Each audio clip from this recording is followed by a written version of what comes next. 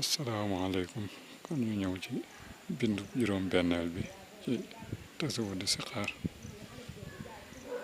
baabul lii ab bunt la fii aqsaami diini ci xaaji diine yi aqsaamu diini rabbina xaaji diine yi suñu boroom al imaanu moo di gëm yàlla wa baadahu nekk na ci ginnaawam al islaamu womatu ci ndigali yàlla yi wal ihsaanu ak rafetal ko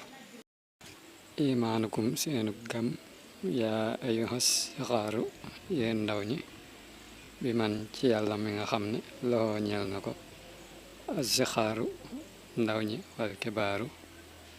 ak mag ñi an tuuminu mooy ngeen gëm billaahi ci yàlla wal malaayika ak i malaayikaam wa kutbi haadi saalikin ak téere yi aji gindi aji soobu ju góor wa saalika ak aji soobu ju jigéen wa yawmihi ak bisam ba al axiri bay aji mujj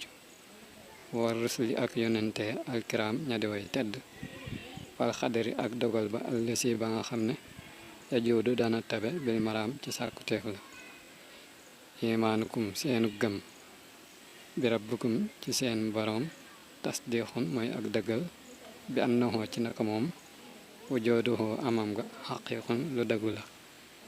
wa huwa ta moom xadiimun aji jiitu la maaluhu teddi ko ñeel bidaaya ab tàmbalikaay wasu baqaa in te boroomuk des la maaluhu deddi ko ñeel nihaaya ab yamukaay wasu xilaafin boroomuk wuute la lil bariyati ñeel mbindeef yi maxan mboole seen wasu xinan te boroomuk doylu la bi nafsihi ci boppam jama boole na yiw ya lii ñeel ma wa waahidun kenn la maa in loxo deddi ko ñeel min saanin jenn aji ñaareel walam yasal te musta dañ jàlla màgg na moom yàlla xasima saani di aji màggi mbir